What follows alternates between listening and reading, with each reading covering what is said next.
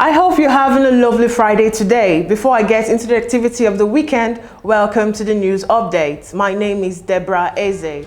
Now starting off, the federal government spent 2.02 trillion naira on debt servicing the first 6 months of this year.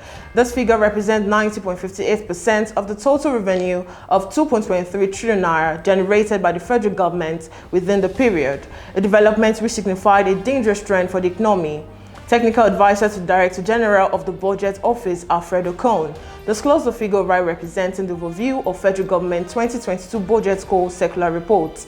The total revenue comprises oil revenue of 492.44 billion naira, non-oil tax revenue of 778.18 billion naira, company income tax of 397.02 billion naira, value-added tax of 129 billion naira, and custom collection of 234.02 billion naira.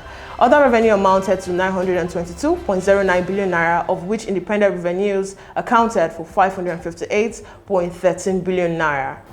Still in Nigeria, dozens of students at an Islamic seminary in Western Nigeria were abducted nearly 3 months ago, and 6 of them died in captivity have been freed.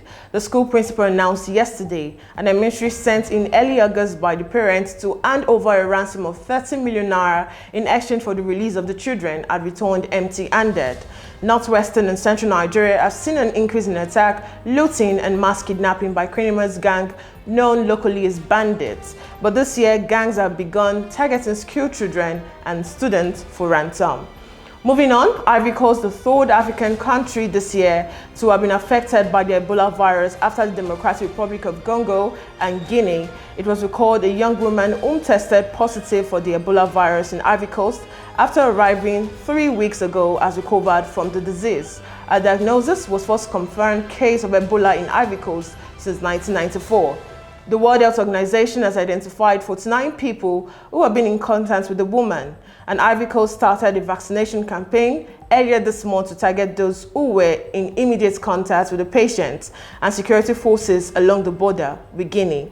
And away from that story, in DR Congo, more than 1,500 houses were washed away in the Democratic Republic of Congo after heavy rain caused floodings in Goma.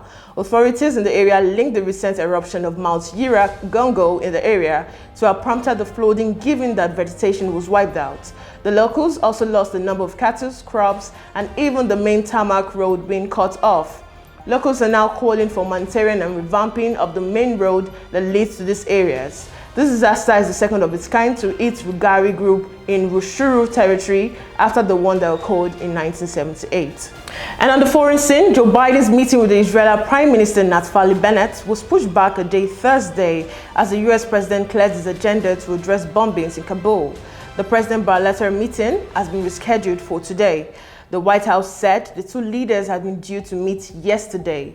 Bennett hopes to reboot ties with Democratic administration after his predecessor Benjamin temporary and polarizing 12th year in office. And also, at least 72 civilians have been killed in 2 explosions outside Kabul airport. At least 13 US soldiers were also killed in Thursday's blast, the worst single loss for American troops in Afghanistan since the August 2011 attack on Chinook helicopter that killed 30 service members. The US troops helping to evacuate Afghans desperate to flee Taliban rule are bracing for more attacks.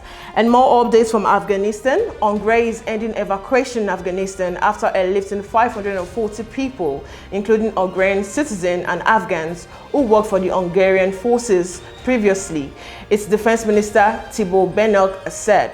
He also said the 2 military passenger planes and all troops involved in the operation have returned safely to Hungary, and also said 57 families were lifted, among them 180 were children. And in Thailand will ease COVID-19 restriction on retail and dining today, but it was not disclosed when the restriction will be eased. On the sports scene, Chelsea and Italy midfielder Jorginho has been named 2021 UEFA Men Player of the Year. The 29-year-old, who last season became only the 10th player to win an European Cup and an Euro in the same year, beat off competition from Manchester City midfielder Kevin De Bruyne and Chelsea teammate N'Golo Kante. The award was announced during the 2021 and 22 UEFA Champions League group stage draw in Istanbul. And finally, Paul Merson says Liverpool present the acid test of Chelsea's title credential, but both teams can make a statement in Saturday's showdown at Anfield. European champions Chelsea put a perfect start to the Premier League season on the line against Jorginho, Liverpool, who has also won their first 2 games of the campaign. Fresh from tormenting Arsenal's defense on the second Chelsea debut, record signing Romelu Lukaku goes head-to-head with Liverpool's talisman Virgil van Dijk in a mouth-watering contest between arguably the Premier League's most dominant defender and attacker. For more news updates, follow our social media platform on Jorginho and Pangram. Like, share, and leave a comment on the comment section.